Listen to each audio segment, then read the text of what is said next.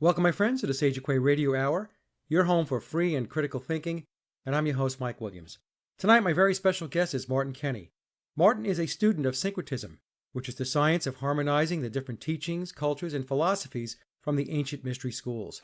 Martin's work is very deep, and he takes the theory of geocentrism to the next level of research as we continue our quest to understand the higher order of existence. During the recording of the show, we did experience some minor Skype glitches where the audio dropped out a few times for a brief moment. Where this happened, the video was edited to correct the issue. To become more familiar with the cosmic egg theory, I recommend everyone watch Martin's presentation with Santos Bonacci. The link to that presentation, along with Martin's YouTube channel, Flat Earth Universe, is in the show notes below. And so without further ado, here's Martin Kenny. Martin, thank you so much for joining me on the show, and I have to say that I came upon your work and I was just blown away by it. And I know in one of your videos you had said that you had studied a lot of the work by Santos Bonacci with syncretism, and I have been following Santos for a very long time too, but I did not quite grasp everything that you grasped. And one of the things that caught my attention with your work is it takes the whole geocentric theory and it takes it to the next level. Instead of continuing to talk about what's already been talked about for 2.5 years and just continue to kick the ball around, you've taken it, like I said, to the next level. And so I just thought your work was remarkable. And so that's why I want to have you on the show. And we're going to do a little different show. We're not going to have you just do the presentations because you've done that already. And for the audience, so you know, we've put all of Martin's links in the description box below. And I highly recommend that you watch his material. So Martin, before we get started though, I always ask my first time guests this question. Your journey in life, how did you come to do the things that you're doing today? What was that path like? Hi Mike, nice.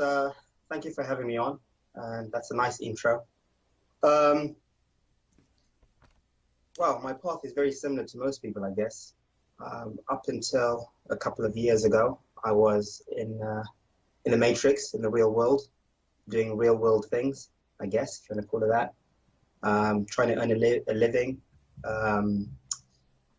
dreaming big, chasing the carrot.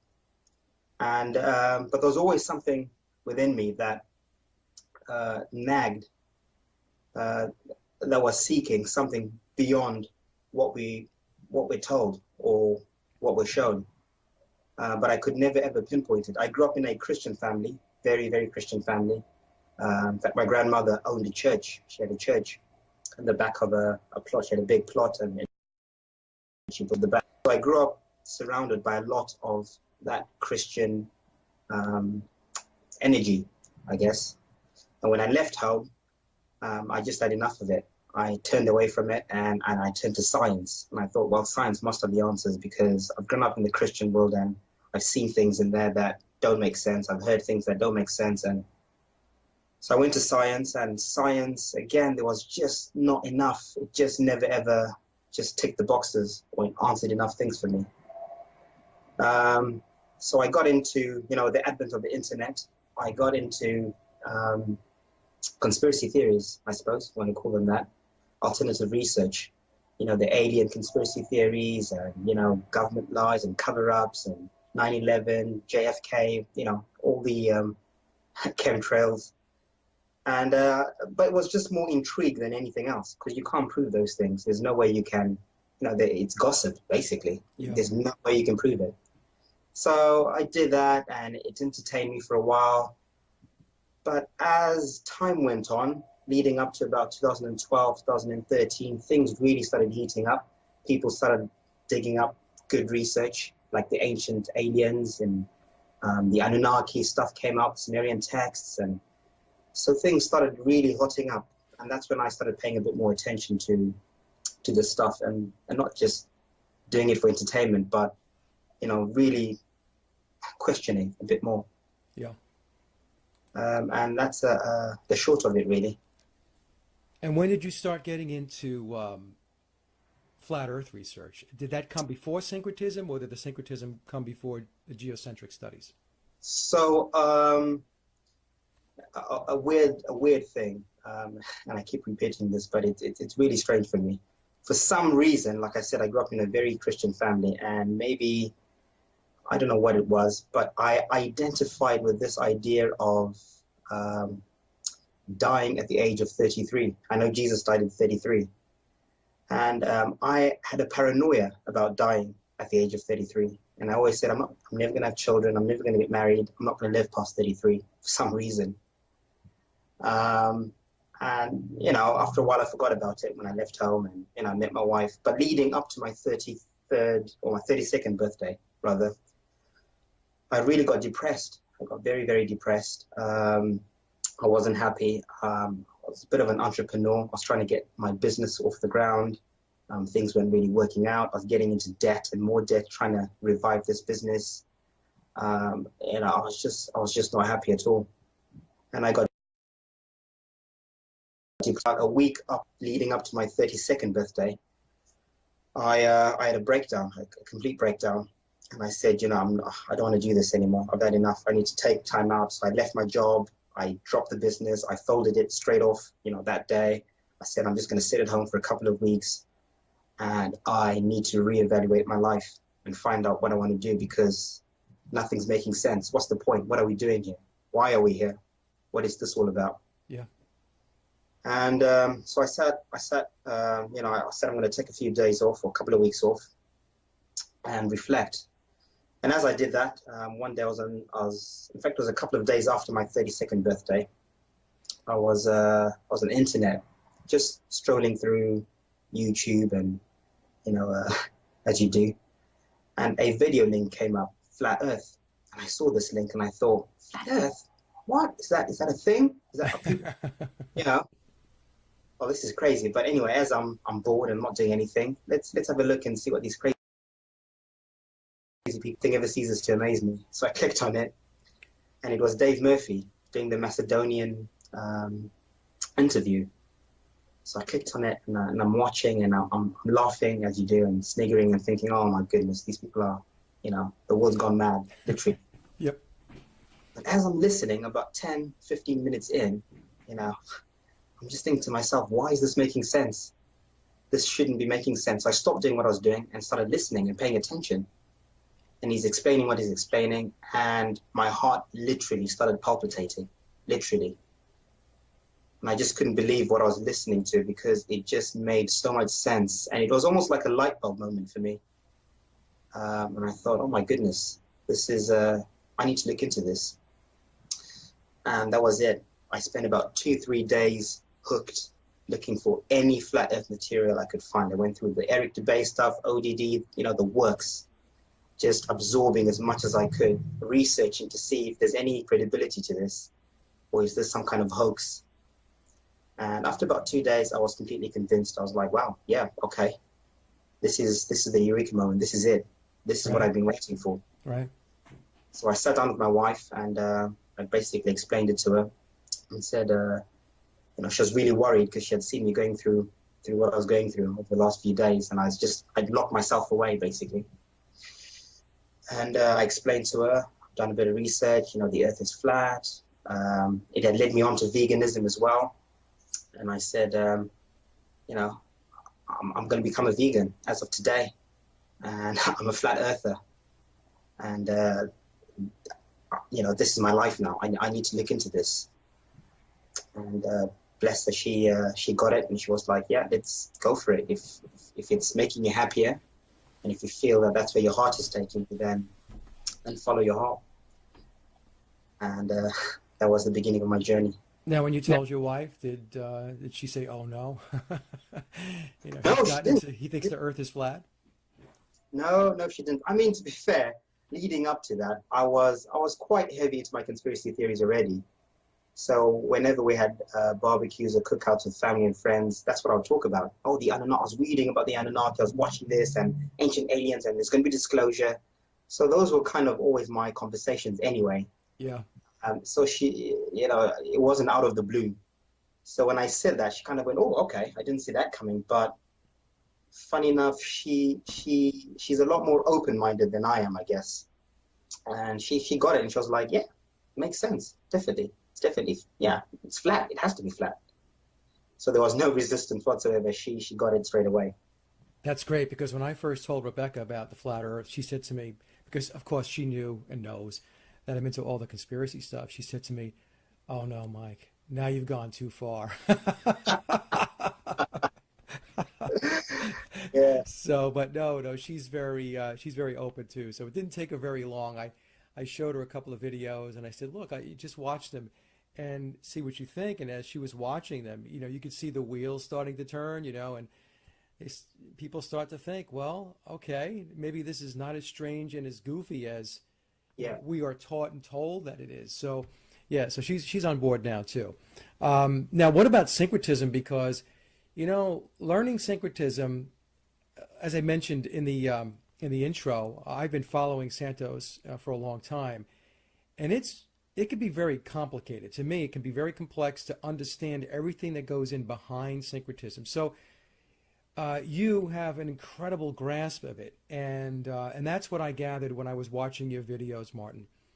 So maybe we can just get the audience on board a little bit with what is syncretism, because I don't think a lot of people really know it. They may have heard it in connection with Santos's work and perhaps your work, but I think generally speaking, most people don't have a clue as to what we're talking about when we talk about syncretism. Yeah, syncretism. I think most people are syncretists without knowing that they are syncretists. Syncretism is basically being a PI, a private investigator.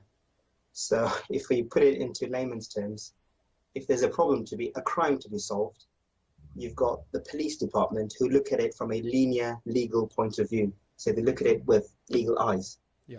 As a private investigator goes in objectively and says, no, I'm going to look at everything. I'm going to question everyone. I'm going to go in at different angles. I'm going to look at the whole picture to try and find out what happened here. And that's what syncretism is. So for me, what happened was when I came across the flat earth, it opened a whole new can of worms for me because it now challenged my thing about aliens. Where do aliens come into this? The Bible, creation. Okay, I convinced myself that God does not exist in the way that I've been taught through the Bible. So I thought, well, does he exist now? Does that mean that that's relevant now? Christianity is now relevant. And I thought, but hang on a minute, what about Islam and Buddhism and all the other religions? They all say something similar about a flat earth. So are they also right? Who's right? Who's telling the truth and who's not? So it was really confusing for me while I was trying to figure all this out. So I thought, well, the truth must be everywhere and in everything, surely. The truth can't belong to one race or one culture or one book or one. It must be everywhere and in everything. And the truth must be in nature. If anything, the truth is in nature. So I didn't even know what syncretism was at that point. But I just came to that conclusion that, you know what, I'm going to be open-minded. I'm not going to box myself. I'm not going to, no one knows anything. It's apparent now. The Christians don't know anything. The Muslims don't know anything. No culture, no race, no government, no one knows what's going on. So I've got nothing to lose by opening my mind completely to everything. Usually the things I'm taught to fear. Right. Why am I told to fear certain things? The occult, the Illuminati, Freemasons, even Satanists, what do they believe? I'm afraid of them, but what do they actually believe? If that's the enemy, who is this Satan? What is he? I don't know anything about him apart from what I've heard in books. So I thought, well, as long as I'm doing whatever I'm doing from a place of love and truth, I'm going to do it without fear, and I'm going to question everything. I'm going to go into the rabbit hole and question everything with love and with truth and see where that takes me. And nothing to do because you're trying to shake off all the labels that you've picked up, all the brainwashing indoctrination that you've picked up throughout your life. It's very hard to break out of those boxes of education, of religion, of culture, of race. I said I'm going to detach myself from all that. I'm not going to associate myself with my race or my religious background or my culture or anything. I'm just going to be a nobody looking at everything objectively. regardless of whether it hurts me or I don't like the way it sounds. I'm just going to read it anyway and listen to it anyway and go where it takes me. And it led me down some dark paths at times, some, as you do. But like I said, I always had love and truth as my shield. I said, as long as there's love and truth in what I'm doing and I don't deviate from that, I'll be fine. Because those are the two things I know for sure I can rely on. If everything else in the world is a lie, those two things are not a lie, regardless of whether God exists or not. Love is just something that we innately all have, and truth. And that's what I did. And then eventually, as I went down the rabbit hole, I came across people like Quay. I don't know if you've heard of him.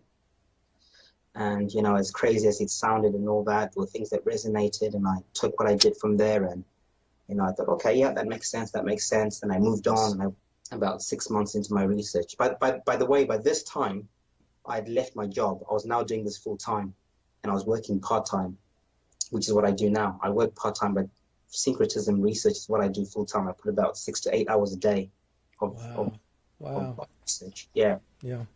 Of reading and researching and all sorts. So it wasn't until I met Santos that all the pieces came together, and Santos explained, syncretism. I was like, that's what I've been doing, and that's what that is. And everything he said, just for me, just from day one resonated. A lot of it, like you say, never made sense to me, but there was something inside me that recognized what he was saying, even though I didn't understand it. I thought, I don't understand what he's saying, but somehow it just feels like I need to be listening to this guy and I need to be learning from this guy. So I'd spend hours and hours listening to his stuff, sometimes in the background, without understanding what he's saying, but just listening to it, and it's going in. And I did months of that in and out. I got in touch with people like Devin Maggi, the North Pole thing, and, got really excited about this trip to the North Pole and everything else. But this syncretism was always in the back of my mind. And it wasn't up until about 4 or 5 months ago when certain things happened, and I sort of did a full circle and came back to syncretism and thought, hang on a minute, I'm trying to make this journey to the North Pole. I'm trying to find this holy grail, so to speak, at the center, but I don't really understand anything. There's not much that I know, Santos seems to understand so much more about our reality. Why am I trying to run before I can walk? Maybe I need to learn first before I try and go anywhere. I feel like I haven't learned enough. So I dropped everything and thought, let me get in touch with Santos, which I did. And I said, right, Santos, I have been listening to you, and, there are things that I've got questions. So I spent an hour with him, just asking him questions. And that interview changed everything for me. It just sort of clarified everything. Now, the interview you did with him, Martin, that was you contacting Santos. And so did you say, okay, so I've come to build the following model, and you were running it by him? Is that what you were doing? Were you presenting it to him for his feedback? Yes. Okay. That's exactly what happened. So I started working on this model because I got into the whole cosmic egg and what is our universe? And the cosmic egg thing really intrigued me. So I thought, let me go down that route and try and build the universe from that perspective, but using from a geocentric perspective, and see if it works. Because a lot of the cosmic eggs theories, they're all from a heliocentric perspective. And I thought, well, no one's really done a geocentric one. So I got in touch with Santos. I showed him what I'd made, and he picked up things, and he says, no, if you move that and you do this, and Plutonymy said this, and and I'm picking up all this, and I'm taking notes. And so he gave me some links to research, some people to research, and off I went, and we did that a few times back and forth until we got to where we are with the model. Yeah, it's the model was amazing, absolutely amazing. Now, how long ago did you start your studies with syncretism, Martin? Was it a couple of years ago or a year ago? I would say it's about a year ago. So I've been doing syncretism really for a year.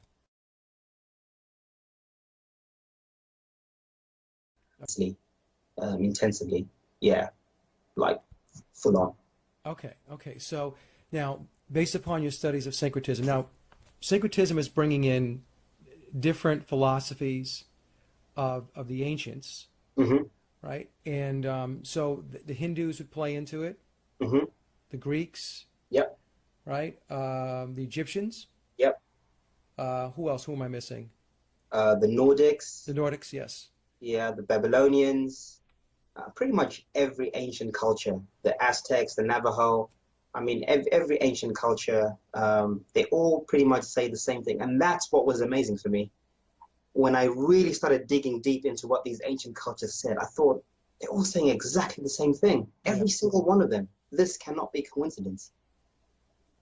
So yeah, that was a big eye open, and I couldn't believe that no one else was pointing this out. No one else was saying, "Look, guys, look, all these cultures from Egypt to the Nordics, two two different parts of the world at two different times, are saying exactly the same thing." I thought, why isn't anyone shouting about this from the rooftops? That's why your presentation, when I watched your video presenting to Santos, blew me away. It was because you took all of that information and you boiled it down. You built a model. It's very, very easy to understand the way you've put it together. So it was just absolutely amazing to me. And I actually, played your presentation to Rebecca, and I said, I want you to watch this. I said, Martin's going to be coming on the show. We're going to talk, but I want you to take a look at what he's done here and take a look at this presentation. And she too was really taken back by it. So it was really an amazing piece of work. Now, when we talk about this cosmic egg, Martin, I think some people may have heard about it, but I don't think a lot of people really understand what we mean by the cosmic egg. It sounds like some new agey type of thing, Mm. but it's not that at all. So I was wondering if we could just take a little bit of time here and you can explain the cosmic egg, or maybe even show the model a little bit so that folks Yeah. can get an idea of what we're talking about. Yeah. Well, it's basically based on the idea that our entire universe is inside some sort of shell or some sort of uh, inside something. It's not just in free space. And this something, a lot of the ancient cultures called it an egg for various reasons. A lot of the cultures depicted it as a serpent. When you look at ancient cultures, serpent always depicts energy. You see a serpent, they're always talking about energy. So I thought, well, what is that? How can we put that into modern day context? What is this egg? What is this energy? So it's only when I went to mainstream science, I thought, let me go to science and see what science says about the cosmic egg. And lo and behold, NASA, a lot of the astronauts talk about, the universe being in an egg. They actually say that we're inside an egg, which is a torus field, microwave background radiation. And they use the word egg sometimes, even on NASA's Yeah. website. And I couldn't believe how blatantly obvious it was, and how, it was right there. So it's basically an electromagnetic field of energy. It's a torus field. So it's electromagnetism that, would be something like that in space.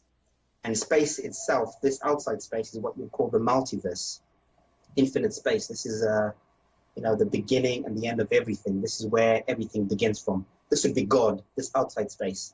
It has no name, it has no form, it has no void. It just is. I am what I am, as it says in the Bible. And this is where creation, from our perspective, begins from. And this is where everything that we see and we experience and we know in terms of physicality and even metaphysically, spiritually, exists inside here. Our planets, atmospheres, Earth, everything is inside this cosmic egg. This is what we experience. This is where life is from our point of view. And there are other electromagnetic fields, apparently, according to a lot of the ancient teachings, and even mainstream science tells us that in the multiverse there are many, many universes. Yes. So so this is just where we are, and it's really basic, and it's basically saying that our universe is a microcosm, the macrocosm. It's a small part of something much, much bigger. And I think a lot of religions allude to the same thing as well. I don't know if that's clear enough. No, it's very clear. And I was wondering, Martin, if you can just show the audience a little bit of your model so that they can see what you've done there, what the plane actually looks like based upon your research. So I'll just put it together.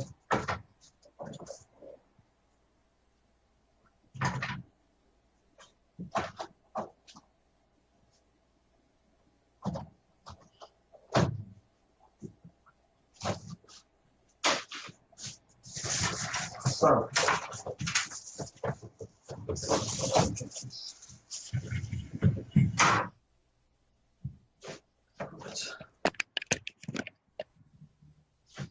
basically, I'm not sure if you can see it. Yeah, we can see it. This would be the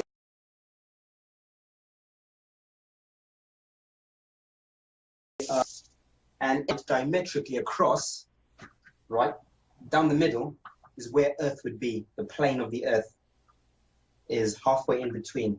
Similar to if we had to do it like that, the Earth would be in the middle, okay, running across, and that's the shell. And now Earth runs symmetrically, and within this space is where we have the planets and everything else. And there are layers to the universe as well, which I'll show you. So,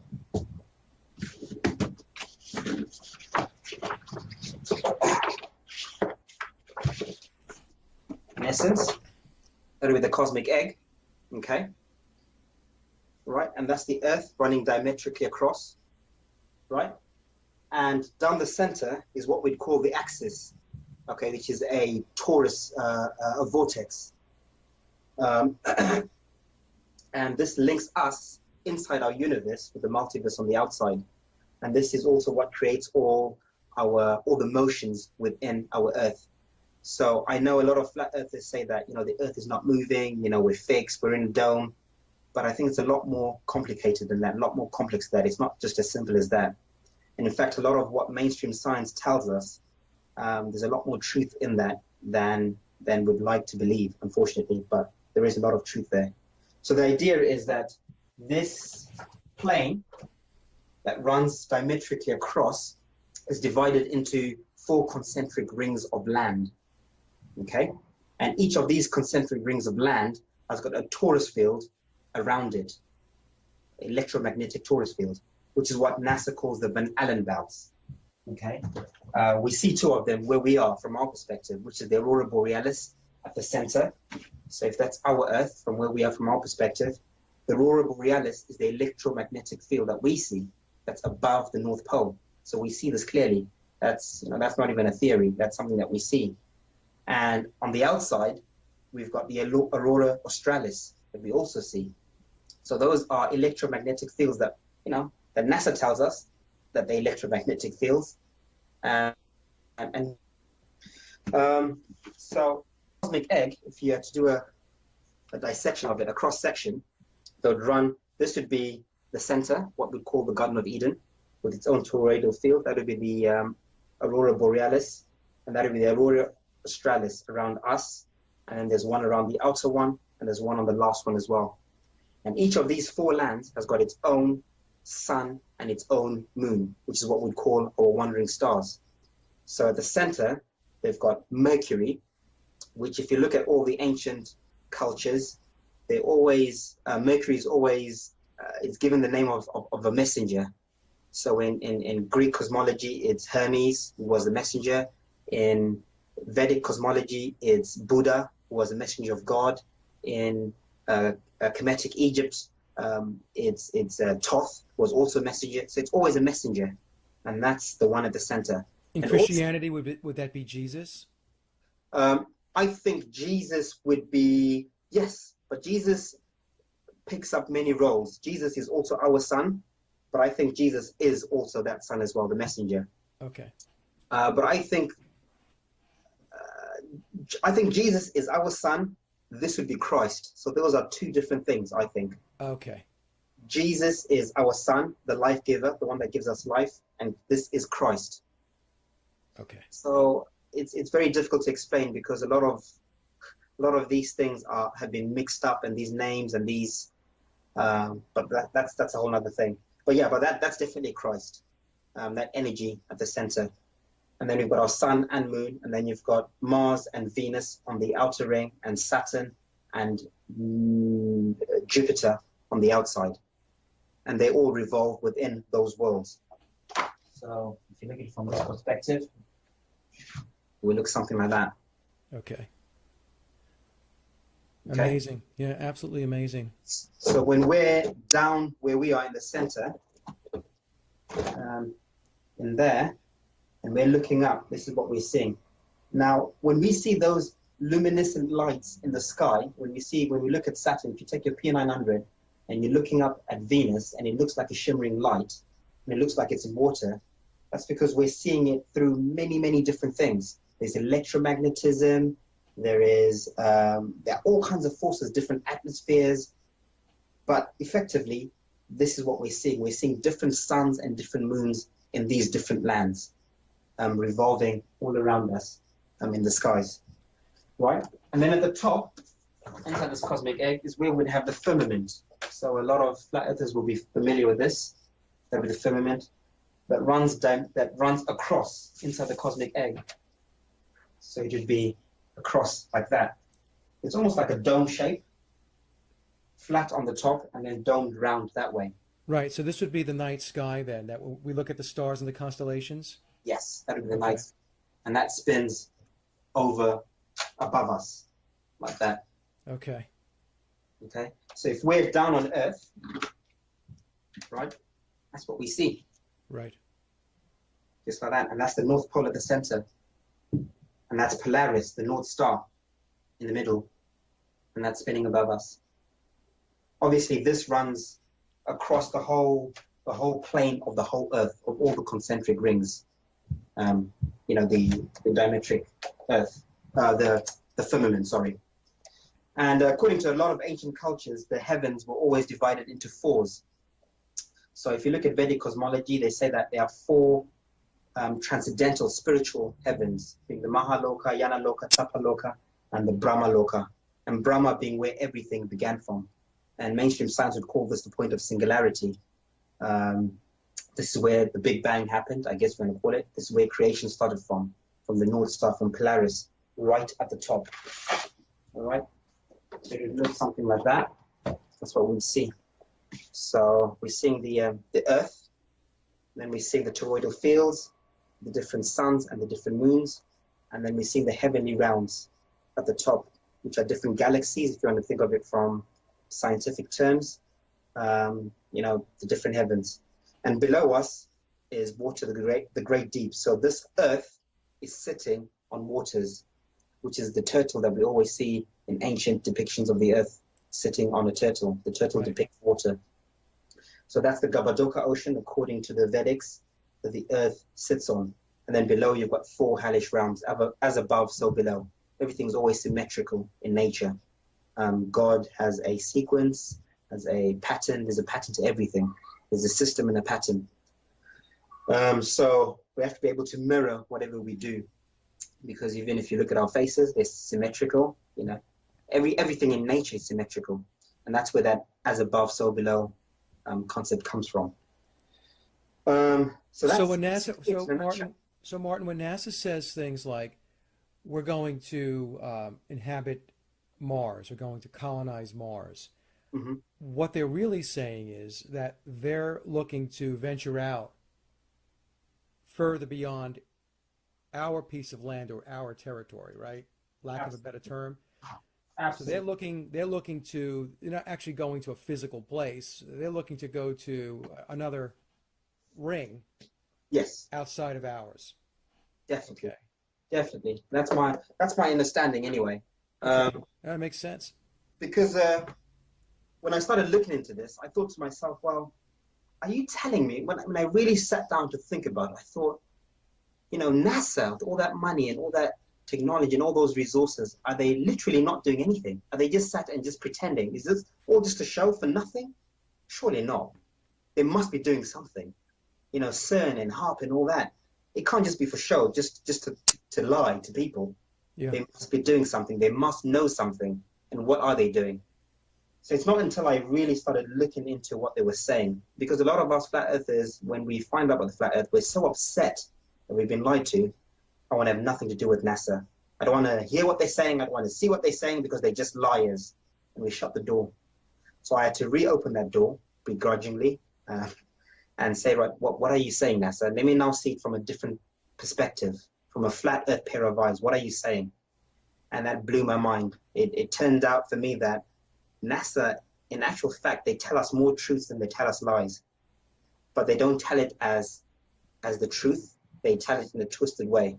Yeah. And it's almost like saying, we're telling you the truth, but if you're smart enough, you will see what we're saying. And if you're not, then you can't say we didn't tell you, because we did. I notice when NASA does shows, when they show we found a new planet, at the end, they always say, thank you for watching the show. Yeah, very good. I'm telling you, this is a show. This is not reality. It's a show. It's a play. It's not real. Yeah. So they can't say, you know, when things come out, they'll say, well, we did tell you that was a show. We didn't say it was fact. We did say thank you for watching the show. Yeah. It's not real. Okay. But they do tell us a lot of truth. So like you're saying, Mike, it turns out I realized that when I saw all this, I thought, well, if that's the case, if Mars and is a sun in these outer lands, and NASA is so intent on going to Mars, then this is what Mars must be. It must be these outer lands where Mars is the sun. In the same way, if we lived in this outside land, we'd be saying we're going to Apollo, our sun, or sun. You know, our sun is called Apollo. People out here would be saying we're going to Apollo, which is our part of the Earth.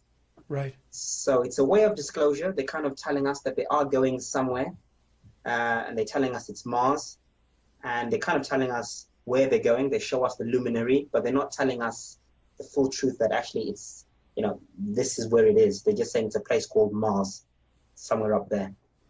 Well, this would also explain why they spend so much time focusing on Mars, focusing on the rings of Saturn, Absolutely. Which would be the sun and the last ring, right? Yep.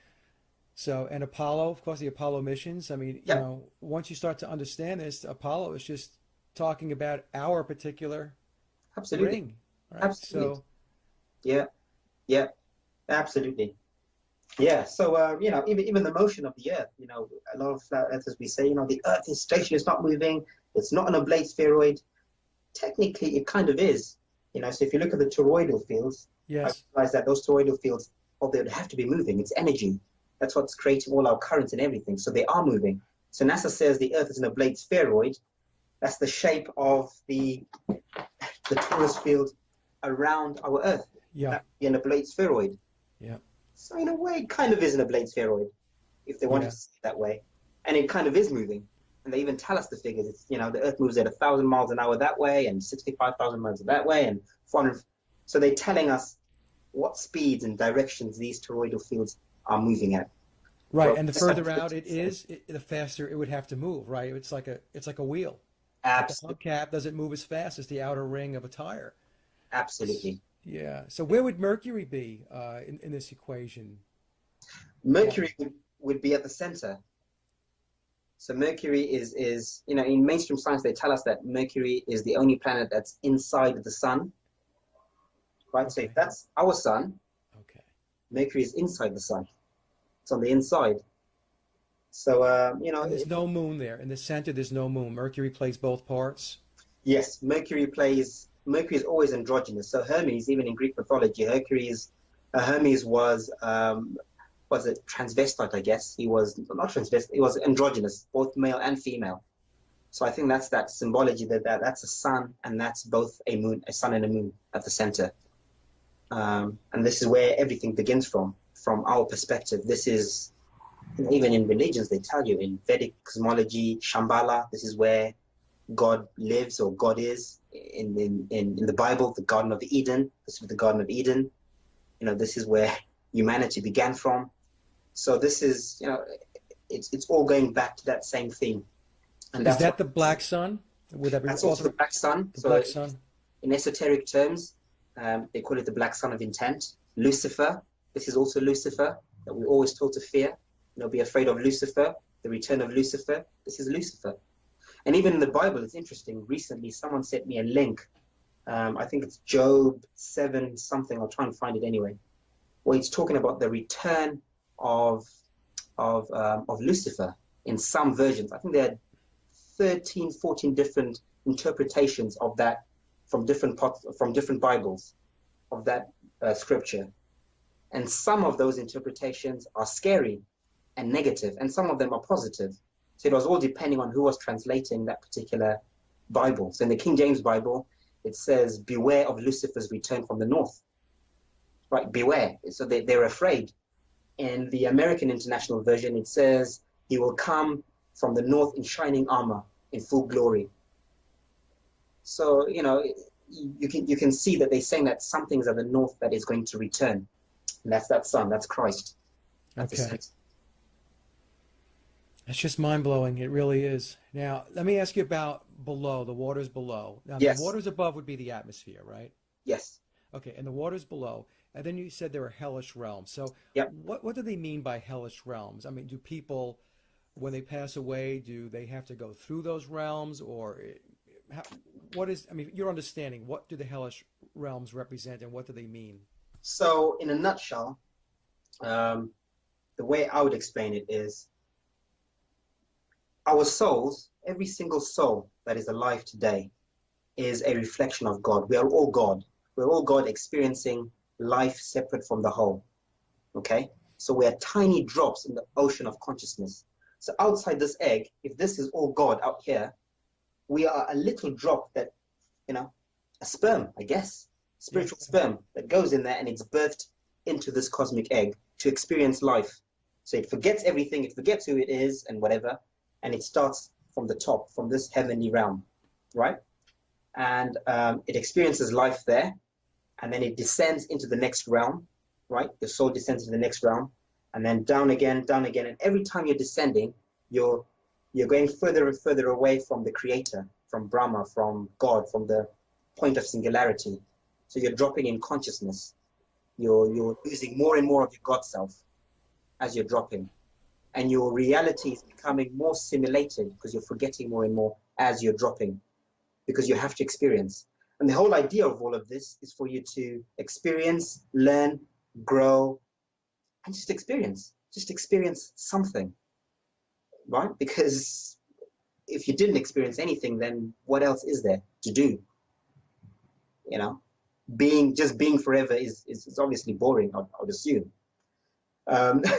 So the idea is you fall in consciousness and you drop down into different realms within this until I think we incarnate into the suns. So if you're looking at Saturn is the first place where you incarnate as into time. This is why Chronos or Saturn is always associated with time. Because up here, you're an angel. You're still an angel. You're a fallen angel as you're falling, but you're still an angel, really. You still have that. You don't have a form. You're still spiritual, very spiritual, whatever that is, that spiritual form is. You're still very in touch with the Creator, with all that. But once you get into Saturn, you're now disconnected from that spiritual world. You're now part semi-etherical, semi-physical. So now you're now disconnected. You're now in time. You're now experiencing what it's like to experience time and experience emotions completely separate from the whole. And then you do your time in there. You learn whatever you need to learn. And then you descend into Mars. The ancient Greeks called these the demigods. So these were the gods and the goddesses. The wandering stars were always the demigods. So now you're a demigod in here, and you're helping to kind of influence the beings down on Earth that are the Titans, that were called the Titans. So we do have free will. We can choose our own paths, but there is also a narrative within the whole grand scheme of things. There is order to everything. There has to be an order and a structure within it. So when people are praying, when you have thoughts and you think of ideas or inspiration, this is where you're getting that inspiration from. You're getting it from these wandering stars. You're getting it from these energies that are in the stars, which is why when we think, a lot of times you go instinctively, you look up. What is it, by the way? There's a reason why we're doing those small things. It's because inherently, that is where we're getting the information from. right? So you descend down into our sun, which is why a lot of cultures sun gaze. They worship the sun because they knew a lot of these secrets, that in the sun there are energies or energy beings in there that have a lot of wisdom that we can learn from. And that's coming back. A lot of people are sun gazing. They talk about, you need to sun gaze, look into the sun, or stand in the sun, or meditate in the sun, or pray into the sun, whatever. That's all coming back. And a lot of your wisdom will come from that as well. And then your last place is Mercury at the center, where you become a messenger. And this is the last place where you incarnate down into the Garden of Eden, into physical. You're now leaving the semi-etherical, semi-spiritual. You're now truly in the physical now. And this is why it's the messenger, because you become a messenger. You're now the fallen angel. So your cycle has gone all the way down. And likewise, you then have to move outwards, because you have to experience everything. You have to experience the whole thing. So once you've done your time in the Garden of Eden, you're then expelled, just like it says in the Bible. Adam and Eve were expelled from the Garden of Eden. They had done their time in there. They were deceived by the serpent being what? Energy. Yeah? Yes. So the Taurus field influenced them to say, right, it's time for you to move out now, right? And they moved out onto where we are now. This is where we are. And we experience life here, reincarnating. The moons are reincarnation realms, which is why the moon is always associated with birth, with fertility, with death. This is why that theme is always there. So the moon is where these are reincarnation realms. So when you die, wherever you are, if you're down here, you reincarnate into your moon, which is Venus. If you're out here, you reincarnate into Jupiter. If you're where we are, you reincarnate into our moon. These are like processing centers or bus stops or transition points or whatever. And the idea is to learn whatever you want, whatever you need to learn before you can move on to wherever you're moving on to. So once you've learned whatever you need to learn in here, if you're on your way down, naturally you will gravitate towards that way. That is your journey. You have to experience that. So if you're a fallen angel, I know this sounds controversial sometimes, but because you're coming from heavenly realms, your instinct is to be evil, right? Because you've been good. You've done all the goodness. You now want to be the polarity. You want to be the opposite of what you've been. You want to experience the opposite of everything you've been, which is why a lot of these elites or these beings that are evil, that are running the realm at the moment, pedophilia and all this is why they're not affected by this, which is why they embrace it, because they're like, no, I need to do this. They almost accept it as, I have to do it because it's part of my soul journey. And they probably know where they're meant to be going. So they're like, well, I'm going down anyway, so F it. I might as well Yeah. life and do whatever I want to do anyway. It's the whole concept of duality, right? Duality, absolutely. Yeah.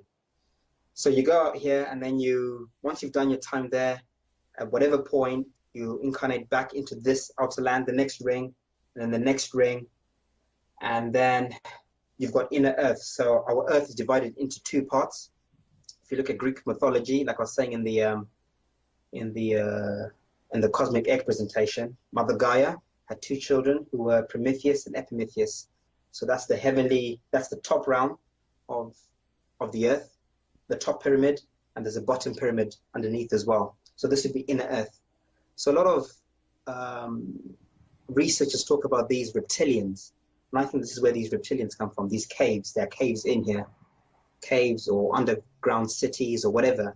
Yeah. This is where they reside. And underneath that is another realm, which the Vedics call the Vitala Loka. I think this is a spiritual place. I don't think you can go there as a physical entity.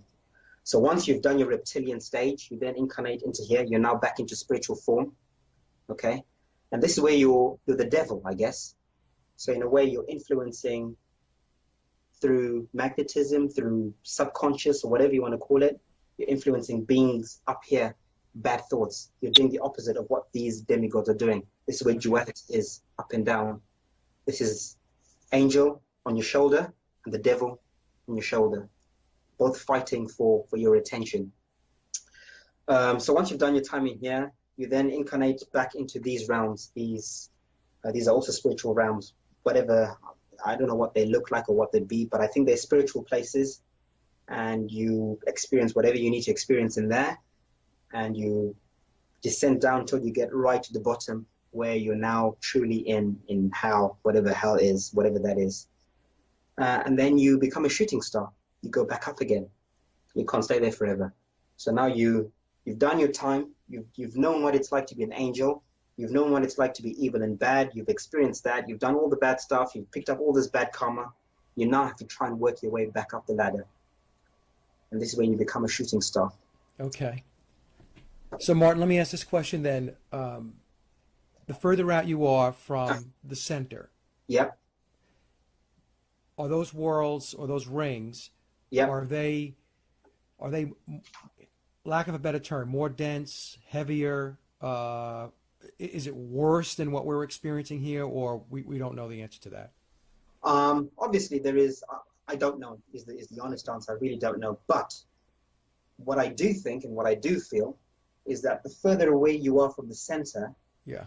the less connected you are with God, with spirituality, with with nature. The further away you go, so these places aren't particularly hellish. I don't think. They're like burning hell and it's evil. In some ways, they might actually be nicer places to live than where we are at the moment. So I think they're very highly technologically advanced, like we see in the movies, with flying cars and, robots, and which is what they're preparing, at the moment. You can see that this AI movement is heading towards that way. I think they're getting that information from these beings out here somehow. Okay. That's what we're getting all this AI technology and information from. So I think that's what's out here. So I think it is nice if you're into those kind of things. I think there is no spirituality out here. Everything is very autocratic, very, very iron fist. I'm sure you've seen the movies, those kind of movies. Oh yeah, yeah. It's making perfect sense because Yeah. when you think about everything that they're trying to roll out now, based upon what you're describing here, is there's a process of preparation. Mhm. Now let me just ask this question. I might be out of sequence here, but when we're talking about preparation. Yep. Is the torus field, is it moving out from the center? So these torus fields, what happens is we go through ages of consciousness. So, Yeah. so from what I was saying in my Fantastic Four video, there's a season for everything, right? So we see it in nature, the seasons of the day, the seasons of the moon, the seasons of the sun. Everything's in four seasons. There's also a season of consciousness, different ages. And these are affected by the constellations above us, the stars, which could almost be like the CPU or the programs above us. And these torus fields are almost like the portals or the gateways that control those conscious messages, right?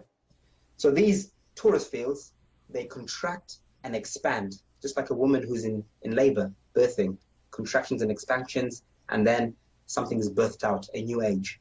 Then you have contractions and expansions, a new age. And that's what we're going through at the moment. We're now going through that contraction, expansion cycle. So these cycles go in waves up and down. We go through ages where we are in the golden age. This is where we are at the peak of consciousness. Everything in the universe is connected. There are no torus fields. This whole thing is Atlantis. This is what Atlantis is, okay? Everywhere is the Garden of Eden. This whole Bhumandala is the Garden of Eden. It's beautiful everywhere. You can enjoy this whole thing. This is where we're giants, when we see giants, there were once giants on the earth. We're all giants because we're close to the heavens. We're trying to get close to the heavens because we're connected and all that, the tree of life and all that, just like an avatar. And then as that season ends, that golden season, the summer season of consciousness, we're now getting into the autumn season of consciousness. Those torus fields begin to close in, right? So we're now becoming a bit more restricted. Okay, so we're now falling in consciousness. We're now going into the autumn, getting ready for the winter. And, that happens again. We then get into the winter, which is when we're in complete darkness of consciousness. This is when all the torus fields are completely closed off, which is what we've been in. Okay. And we're completely blinded. We're completely lost. We don't know where we are. It's the winter. We're frozen. This would be the Kali Yuga age? The Kali Yuga age, yes. Yes. Yeah. So now we're on the upward cycle. We're now coming out of the Kali Yuga. So in the last age, going back, the flood, we all know about the deluge, the big flood. Yes. The flood is what triggered, what ended the golden age to get us into the dark age. The flood was that trigger. The flood washed away the golden age, and we had to start again from the beginning in darkness. So that had to happen. That was like a reset, a natural reset that had to happen, which I think we instigated ourselves, unfortunately. So again, there's free will. There are ways in which we can transition into these ages. But if we're not careful, Mother Nature or the universe sometimes forces a hand for certain things to happen, which we'll talk about in a bit with CERN and HARP and all that. Okay. So that's where we are. So these torus fields are now expanding. So as many people who are following what's happening at the North Pole, the Aurora Borealis, there have been many anomalies, lots of things that are happening recently with the Aurora Borealis and bursts of energy. People are hearing lots of sounds in the skies. What are these sounds? Earthquakes. And I think that's because things are shifting. The energy is shifting, coming from the center outwards. So this conscious awakening that we're going through, this is Christ consciousness, the energy of Buddha, of Mercury, of Thoth, that is waking us up subconsciously. If for those of us who are meant to be picking up these messages or tuned in to pick up these messages, and this is what this awakening thing is. This is the return of Christ. Christ will return like a thief in the night. People are just all of a sudden waking up and saying, one day I was doing this, the next day I just woke up and my life changed and I'm questioning things and the world is changing, and that's Christ returning. So like I was saying, there are souls that are shooting up, shooting souls, shooting stars, and they're fallen angels. And that's what's happening at the moment. So there are those who are trying to move away from the center because that's where they're coming from, the fallen angels, yeah? They want nothing to do with that.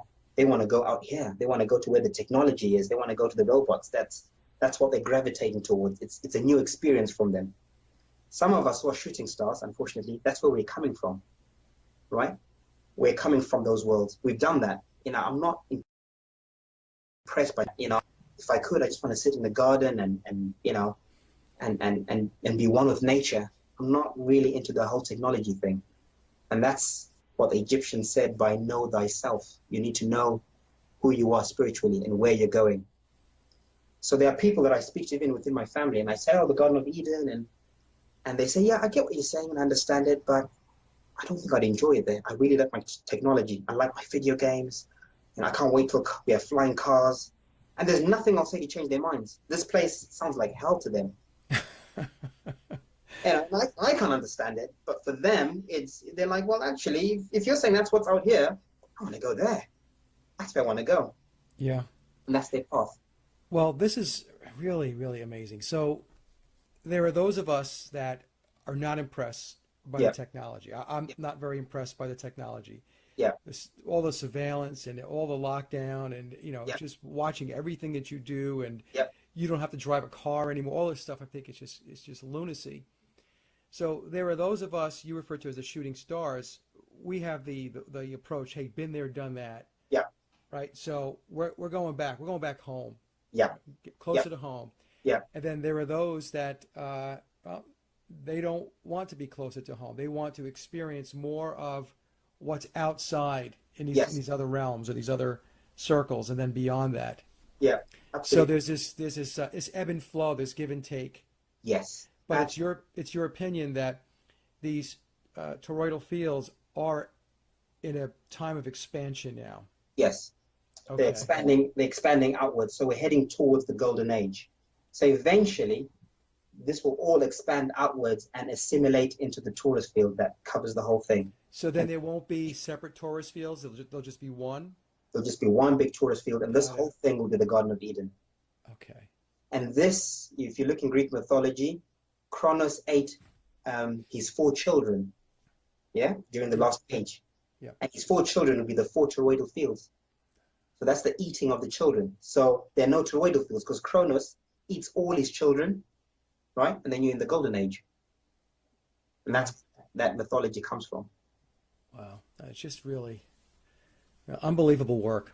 Yeah, Incredible work. And so much of it, Martin, just comes together, that you hear about people talking about fallen angels and all this. And then, in one fell swoop, you can explain it all based upon your research and the work that you've done.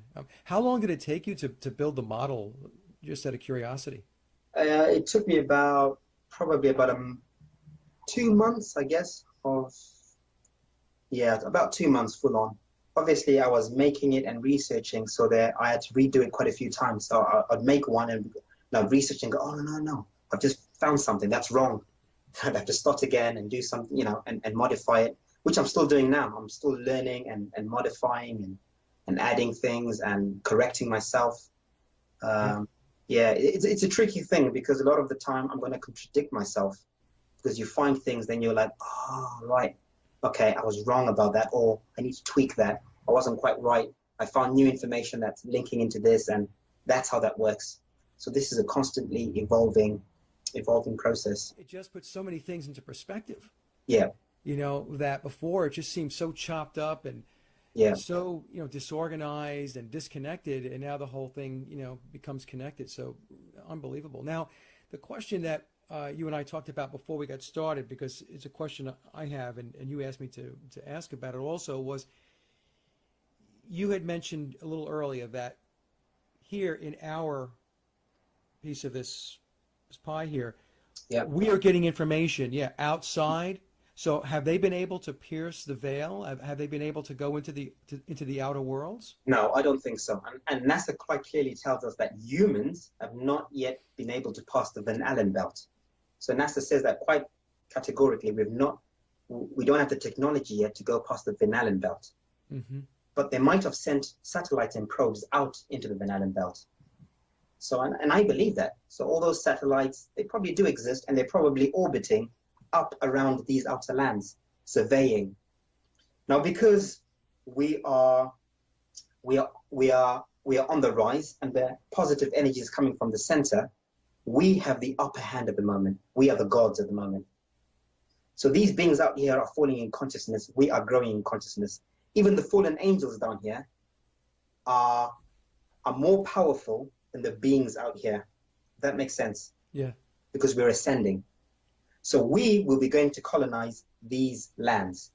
In the last age, these beings, when we were descending, colonized us. Enki, Enlil, fallen angels, giants that came with spaceships and built the pyramids and whatever.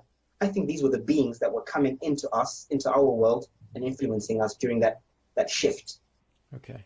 Because the tide was going the other way. We were falling. Everything was closing in. Whereas now everything is opening. We are now going outwards to them. It's now a reverse. Okay. Now, do you have, based upon your research, ideas about time frames? I think for sure, definitely, we're building up to something. I think everyone can feel that. That the whole flat Earth thing and everything else with Trump and the state of the world economy, we're building up to something. Something is coming up ahead, and I genuinely feel that 2020, around about that mark, things will be triggered. Certainly, certain things will be triggered. What many people in esoteric circles or research circles call the event horizon, whatever that means. Something will happen. There's going to be a trigger point where the toroidal fields will either be weak enough, I guess, for us to now pierce the veil out to go into these outer worlds, and possibly for them to come into our world, alien disclosure. And for us as well, those meant to be going to the center, to also be allowed back into the center, back into there, a changing of the guard, so to speak. So I think 2020 certainly something will happen. I can't say for a fact, but I really feel strongly about it, and a lot of research points to that as well. Okay. That 2020, that time frame, something will happen. Now, you had mentioned satellites, and of course, many in the flat Earth community, in fact, probably 99.9% will say that satellites do not exist. But with this premise of an electromagnetic field, it's possible that they're able to put something connected to the electromagnetic field. I remember watching a video called Quantum Tracking, Mm-hmm. where they were able to take, it took like a little disc, Yep. and through electromagnetism, they were able to push that disc and it stayed on a track. It Yes. just kept going. Yes. So Absolutely. it's possible that uh, from a flat Earth perspective, that we are wrong about the whole satellite deal. Absolutely. Absolutely. A lot of us flat earthers are wrong about space. Space does exist, I'm afraid. Satellites do exist. NASA is doing something. They're not just sitting and pretending, and they are going to or trying to go to space. The ISS does exist. It's not really, it is in a pool sometimes, but sometimes it is orbiting up in our atmospheres, up here in the maybe in the mesosphere or thermosphere, up here. So it's orbiting around here, doing their tests to see if they can pierce out into the Van Allen belt. So they are trying things. So it does exist, unfortunately. One of the questions everybody always asks in the flat Earth community is, well, what are they doing with all that money? And my answer has always been, well, they are investing it in technologies to further it at the time, and I'm probably still thinking this to a great degree, investing in technologies to continue their control and their lockdown. Mm-hmm. That was my Yes. perspective. Yep. I don't think it's what a lot of people in the geocentric community will say is, well, they're just stealing the money. They're not just stealing the money. They're taking the money and they're using it for something. Yeah. It's just that we don't know what it is. And that's why when you presented this, I'm like, okay, I could see now where they might be using the money. Yeah. Yeah. Absolutely. Absolutely. And to be honest, we now know that money is worthless. At this stage of control, money means nothing to them. It's paper. It's nothing. Right. So money is an illusion. So they're beyond money. So stealing a few billion to them is it's meaningless. They know it's meaningless. They don't care about the money. It's Yeah. the illusion to keep us distracted that, oh yeah, we are stealing money. You keep thinking we're stealing money. But what we're actually doing is we're actually doing something here where, like you said, exactly what you said. We're investing in technologies to keep this paradigm going, which is where CERN and Hub come in. Yeah. So let's talk about that a little bit. So before we get there, so I guess, are you saying that, I think you're saying what I'm saying, is that the people that right now I'll call the controllers, Yeah. they are trying to keep the status quo. Is that what they're trying to do? Is that what you believe they're trying to do? Um, I'm a bit torn about this. I don't think they're stupid. Obviously, they're not stupid. They know what's going on. They know how all this works. Yeah. I think to a great degree.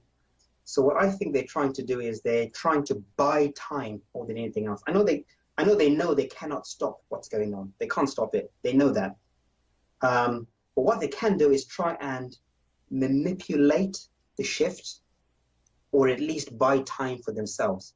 Because if everyone up here wakes up to these things, right, too Yeah. quickly, they're in trouble. They're in big, big trouble. Imagine, if we hit that 100th monkey effect, there's going to be chaos, and they don't want that chaos too soon.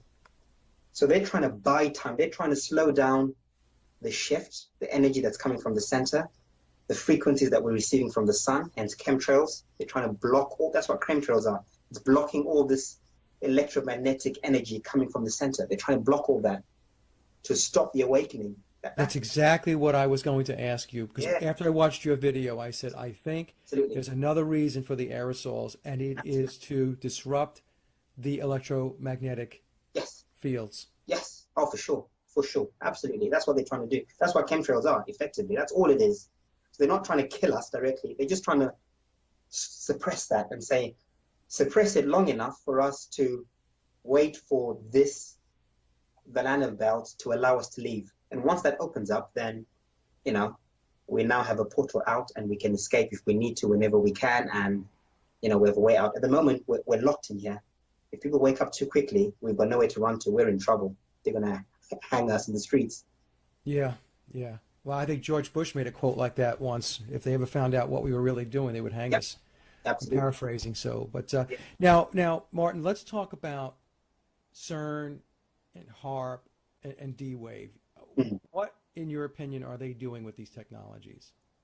So again, I think mostly things like HARP for sure and D-Wave. Well, HARP for sure. I think what they're trying to do is they're messing around with electromagnetics within our realm. So either trying to slow it down or trying to accelerate this one or trying to slow down that one. That's what a HARP is. CERN is a lot more devious, a bit more, it's darker. I think CERN is, we're talking about Brahma, Vishnu, and Shiva, the three life forms. Brahma being the creator, Vishnu being the sustainer, Shiva being the destroyer. If you look outside the headquarters of CERN, the statue, what is that statue? Shiva. Shiva, the destroyer. Yes. So they're telling you. They also tell us that what they're doing with CERN is they're trying to bend space and time, right? They're trying to find a loophole through time, which is time travel. So I think, for me, it's quite clear what they're doing, and they're telling us what they're doing. They know that they are fallen angels, and their destiny is to descend into these outer worlds, right? And end up down here. And they're dreading these hellish realms. They're trying to find a way to bypass all that and to find a loop back out into the multiverse. That is what bending space and time is. So bending space and time is we're skipping all this time that we'll have to go through all this, skip all that so we don't have to experience, the darker realms, and head straight back out into the multiverse. But doesn't that assume that the divine realms would allow them to take a shortcut? No, so that's not going to happen. And this has been tried before. This is what's called the Tower of Babel. Mm-hmm. Think in the Bible? Yeah. There was a time where humans tried to build a tower to reach God before their time. They got too arrogant. And what did God do? God destroyed the Tower of Babel, right? And confused the languages and confused everything. Right. And everything had to reset and start again. And I think that is the Great Flood. The Tower of Babel, that destruction is the Great Flood. So I think during the Golden Age, there were certain beings who thought, you know what, we know we're heading for the Dark Ages. Let's try and mess things about and create technologies and try and bypass. And of course, nature or God flipped a switch and said, nope, that's not how it works. You don't cheat the system. There's a process to everything. And this is the danger of what they're doing. They won't succeed. Definitely, they won't succeed for sure. Yeah. Not this time. Not ever. No, it's very narcissistic thinking that they're going to be able to circumvent the process, right? So I don't know. Now, what about D-Wave? Because D-Wave, I've watched videos on D-Wave, and I'm not really liking what it is that they think that they're doing with their quantum bits and stuff like that. What do you think that they're doing with D-Wave? So I think with D-Wave, they're trying to somehow artificially connect the physical world with the spiritual world, but artificially, not naturally. So they're somehow trying to see if they can infiltrate these higher realms, like we're saying, the suns and the moons, these processing centers. They're trying to see, can we get there using technology without the natural route of having to leave your body and ascend or descend or whatever. And I think that's what D-Wave is. It's trying to connect with these realms. And I think it's also part of it is preparation, because they know they're going out to these worlds, and at some point these gates will be closed again. The gates of hell will be closed for 1,000 years. So this event is going to happen. Those who are meant to be going out will go out. Those who are meant to be going into the center will go into the center. And those who are meant to stay, to keep the paradigm going, the Vishnus, the ones in the middle, will stay. So there'll be a parting of ways. Souls will be grouped into where they're meant to be going. So there'll be a lot of confusion over those years, whatever those years is. It might be in the form of a war or whatever it is. And it'll be very confusing and no one really knows what's going on. But something will happen. And I think they know at some point those portals will close again, like they close now. Yeah. They're hoping with that technology that they will be able to somehow leave a loophole where they can still influence us over here, those who are left behind somehow, and still have some sort of control from the outside. So they're trying to hold on to power, even though they know they're losing power and they'll be going out here. Can we still hold on to power from out here when we have to leave, when the time comes? And I think that's what D-Wave is.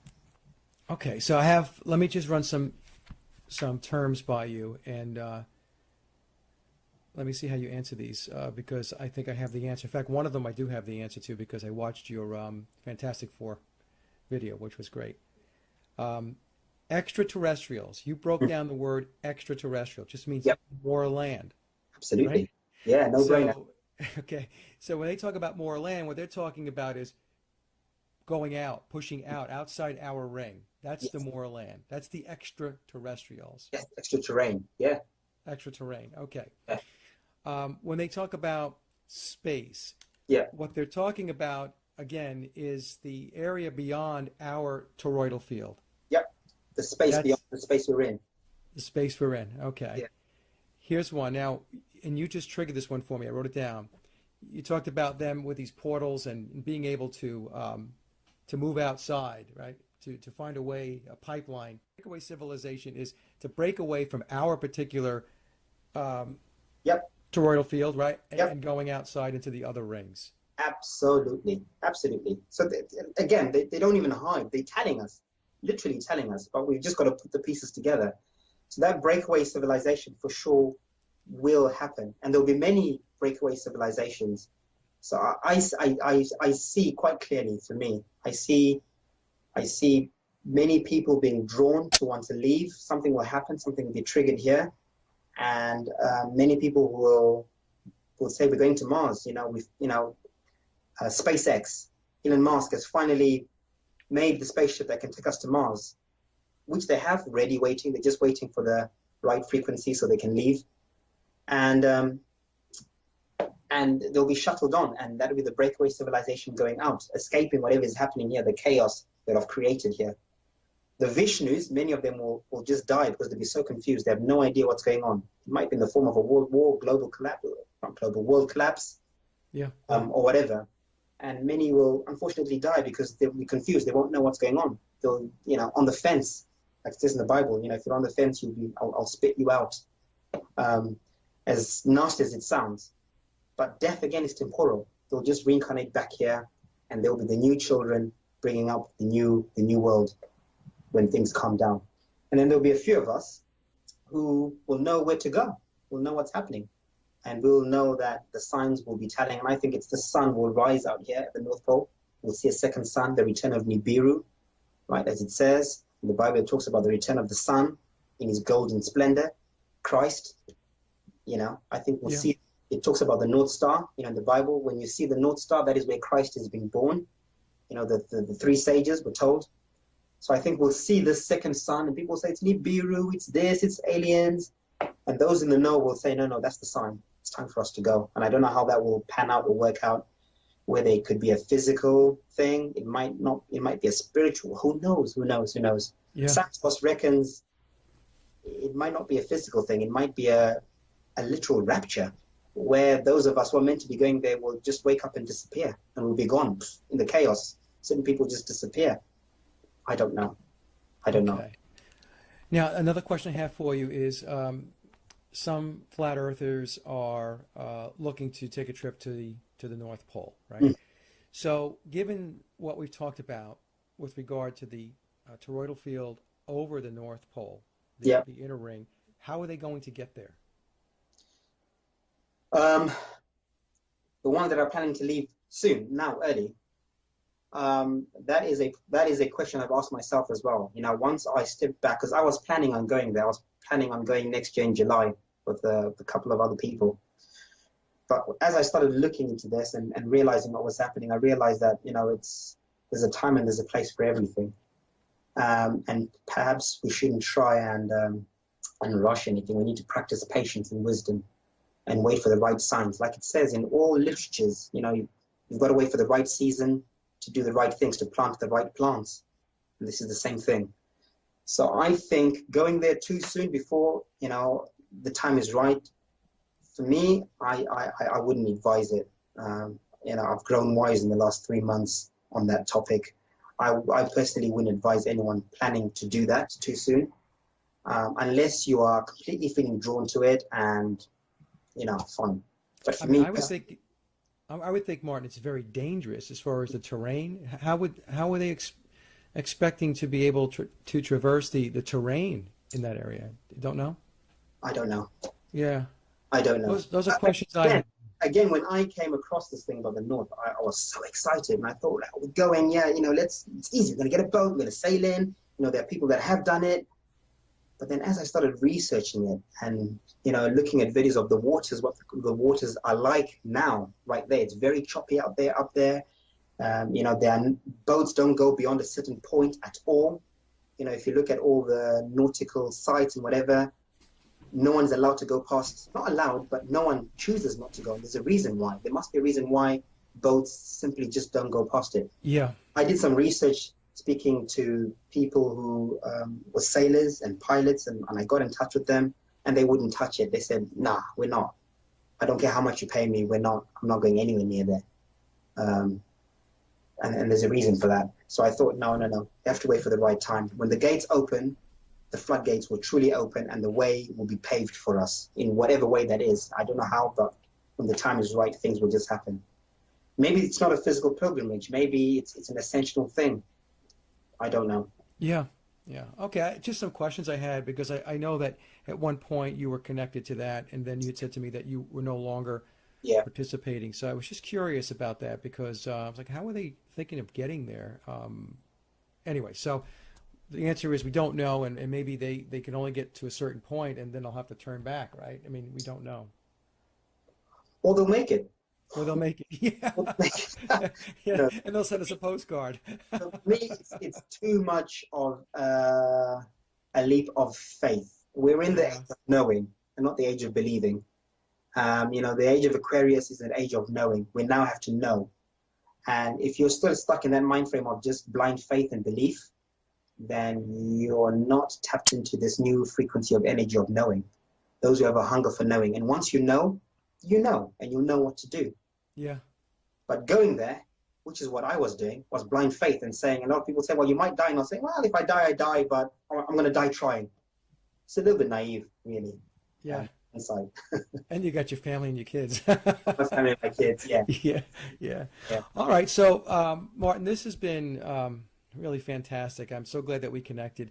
Is there anything else you wanted to cover before we go through how people can watch more of your material and understand your research? No, I think we've pretty much covered it all, I guess. I'm good. And your YouTube channel is Flat Earth Universe? Flat Earth Universe, yes. There's not much content on there. I've got about 10 videos or so. I've only just started making videos recently, but I think there's enough on there to keep people a bit intrigued for a bit if they want to explore other avenues. And again, I just want to make it clear, and I always try and emphasize this, whatever I present in my videos I'm not presenting it as fact at all. Okay, this is just a perspective.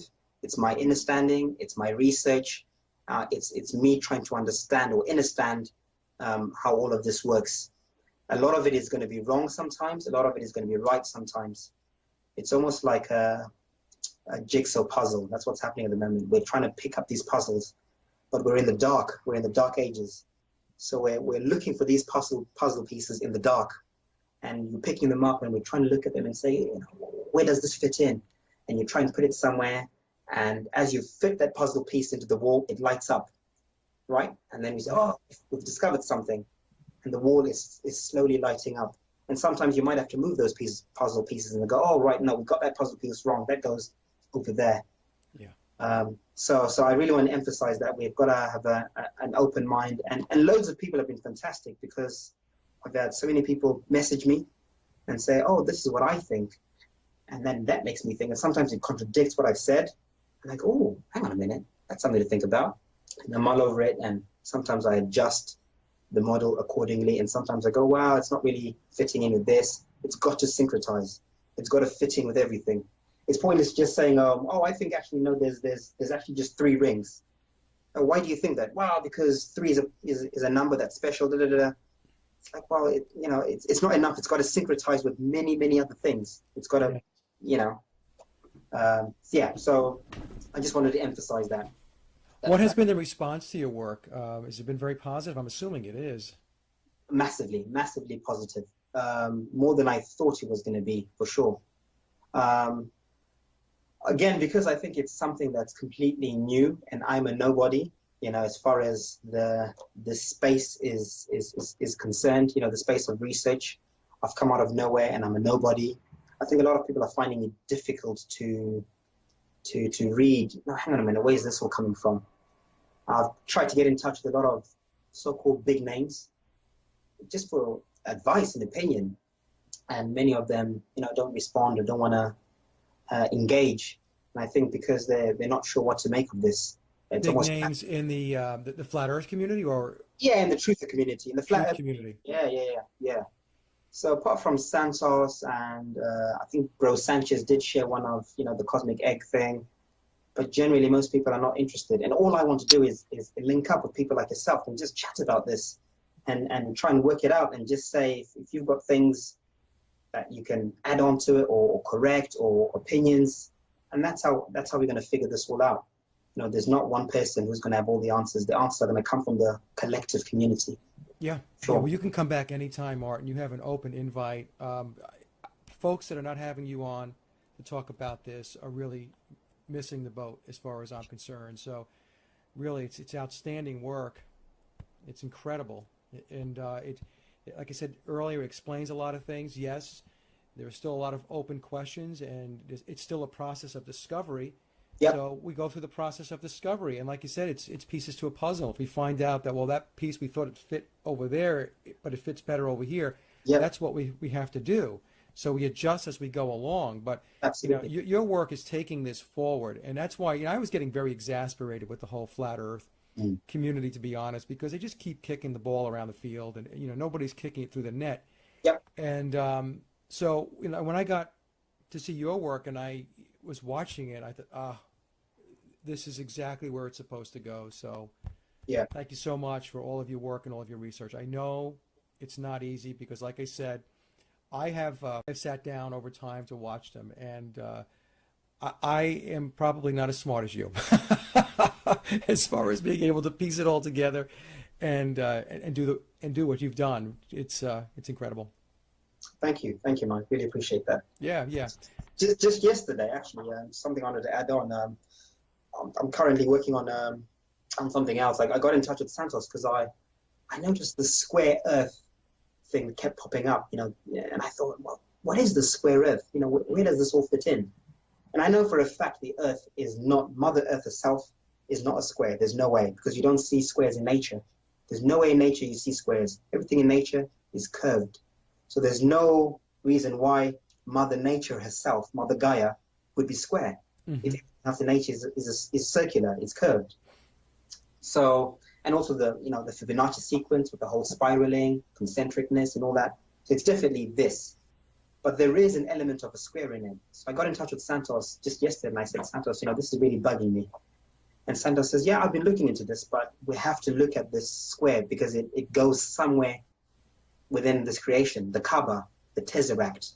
It's a big part of creation. A lot of, Walter Russell spoke about it. Tesla spoke about it. Many of the great thinkers of past spoke about all these things. So they must fit in somewhere. So I spent the last 24 hours really trying to figure it out, and I'm really excited to be releasing some new information soon about where that square is and what it is and how it fits into this model.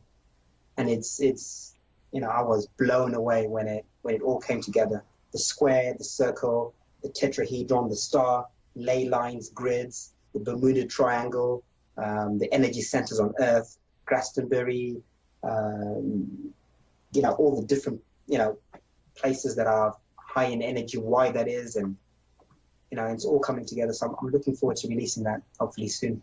Excellent. All right, Martin. Well, I've taken up a lot of your time, and I know you probably have some dry mouth about continuing to talk about this, and I made you talk about it again. But like I said, you come back anytime, my friend. It's Thank you. Fascinating stuff. Thank you for the time. I appreciate it. Oh, you're very welcome. Yeah. All right, Martin. Well, have a great evening. I'm going to get this show out very quickly because I really would like people to get to see this, and Yep. Hopefully you'll pick up a lot more subscribers too. That's all right. Thank you. Thank you very much. All right, Martin. Have a great evening. Same to you, brother. Take care. Bye now. Bye. And that concludes another Sage of Quay interview, and I hope you enjoyed the discussion as much as I did. Links to my guests' websites and social media are listed in the show notes below. And as always, I'd like to thank everyone for listening and visiting the blog. You can get to the blog by typing in sageofquayradio.blogspot.com or simply head over to our hub website at sageofquay.com. Also, if you get a moment, please visit laboroflovemusic.com to listen to my album, Leaving Dystopia. And remember, live in truth and always serve creation. It's really that simple. See everyone next week. Be safe, enjoy, and God bless.